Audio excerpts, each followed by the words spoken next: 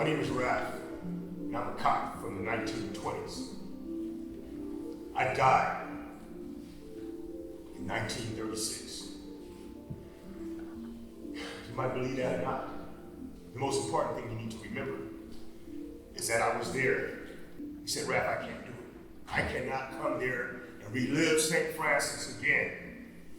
I can't do it. So at the chief's request, I'm here to narrate the premiere of the new original music by Dr. Colin Sprigg about a tragic segment of our Los Angeles County history. I can tell you about the night of March the 12th, 1928, and I can tell you what Mulholland saw, because I was there too, and I saw it. It was minutes before midnight when the St. Francis Dam suddenly collapsed and released a flood wave 100 feet high that took out everything in its path for 50 miles before emptying its contents into the sea. That same morning before the dam broke, Chief Mulholland received a call at his home in Los Angeles that the St. Francis Dam was leaking and to come to the dam immediately to inspect the concern. Mulholland and his staff arrived and investigated the dam. They concluded that the leak was normal for a dam that size, and they ordered some corrective actions and returned it back to Los Angeles. The last person alive to witness the dam attack was a water bureau employee named Ace Hopewell. He was a carpenter at the dam's powerhouse.